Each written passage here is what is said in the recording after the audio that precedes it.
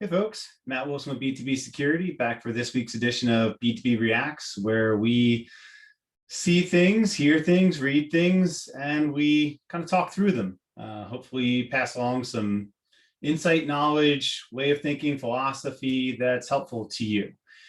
Today, we're going to do something a little bit different where we're going to react to something that we created, specifically I created. And obviously, I'm a bit biased. I tend to think it's okay. I didn't do it alone. We have some great folks in our marketing team to help assemble this stuff, but just bear with me as we kind of walk through this because it's something that we've been doing for a little bit. We put out these scorecards, and hopefully you're seeing it on the screen now, but we put up these scorecards where we read reports and we review them. And I thought it would be interesting to do a video on our review of another report, if that's not too meta for you, because folks often don't have time to read a lot of reports. And it's why we put this stuff together. Part of me being an information security professional is spending a lot of time understanding what's going on in the industry, what other vendors are saying and seeing or saying they see, and processing it. What are good resources like NIST and ISO and some really good security researchers that are out there, even some of the big vendors, even some of the small vendors. But it's hard for, I think, I'll call it the kind of typical person in information technology or information security to kind of tease out the signal from all of that noise between the marketing fluff and the buzzwords and everything we at BTB try to push back against while being dragged along, kicking and screaming. Yeah, we're not fans, but it's here and it's not going anywhere.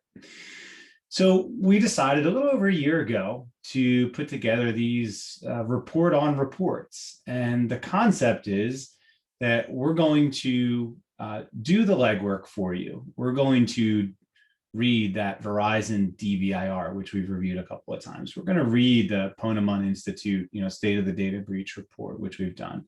We're going to read something like this, the Palo Alto Ransomware Threat Report for 2021.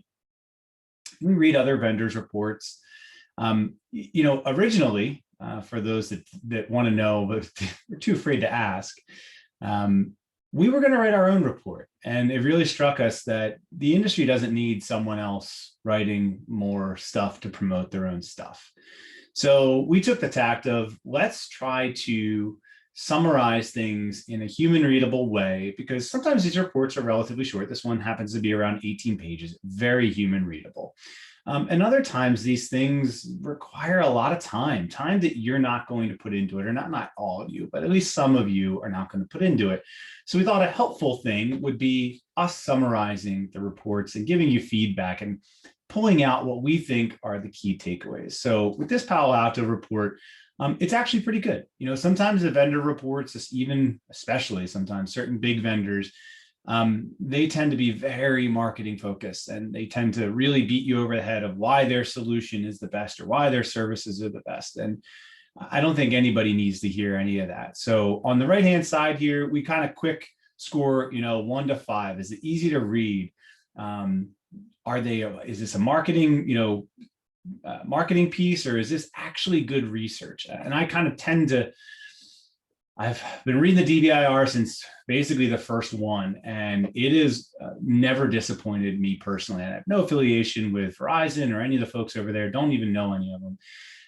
But they do some really good research. To me, that's the gold standard for how industry reports should be composed and read. It is tremendously useful. But this focus, what are they trying to do, right? Whoever's putting it out, what are they trying to do with this report? And is this something that you can get through in, a quick afternoon, or if you have a half hour and an hour to sit outside on a nice day, or you just need a mental break from whatever you're doing, or do you really need to carve out a weekend, right? Is it more like a book?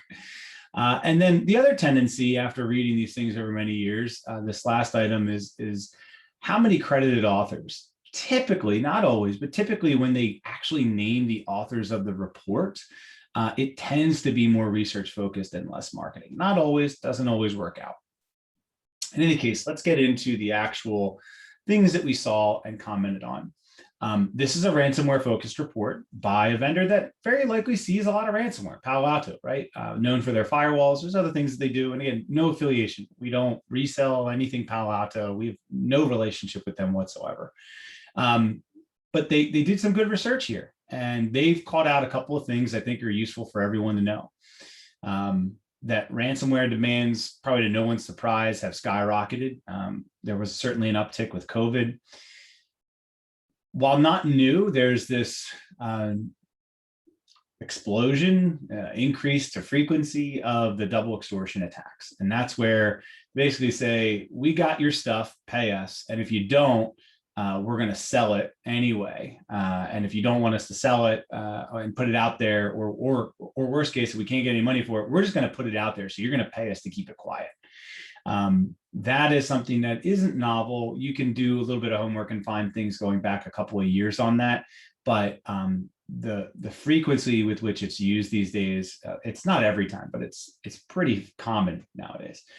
And it used to be that the bad guys or gals would just kind of spray and pray, right? They'd throw their exploits around. They just fish as many users as they can from various organizations and hope.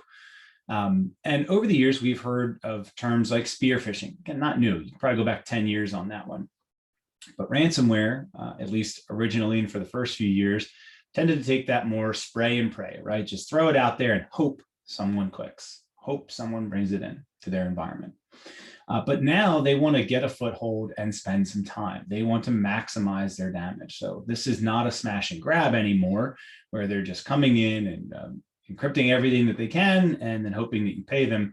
They are very conscientious about what actions they take within your environment to get and maintain a good foothold so that they can encrypt and compromise as much data as possible to really incentivize you, the victim, to pay them off when they're ready to pull that card.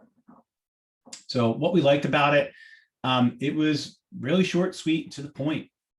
It was very current. They ran data, I don't want to say right up until the very end, but sometimes these reports you'll find as you read them, it might be, and in some cases completely understandable, like the DBIR that'll actually, it usually comes out around March, April timeframe every year.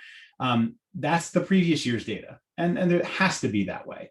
But you'll find some reports from some vendors will cite data that's 2, 3, 4, 5 years old. And that's not terrible. It might be absolutely valid in that context. But it's really awesome when you get very recent relevant data. And again, this was a focus on ransomware, maybe a bit easier because you can track the various families of ransomware and so on. So, we try to highlight some of these key areas, the best ofs. And then these are, this slide, you could call it the executive slide, right? Someone that just needs a quick snippet of something, some kind of image that they can take back, or stats, or series of stats they can take back to their organization and say, hey, look, 62% of victims are located here in the Americas. That means we are the target. Yes, things happen elsewhere, right? You could kind of pick your spots as you're making your case to either other stakeholders in your organization, potentially executive leadership.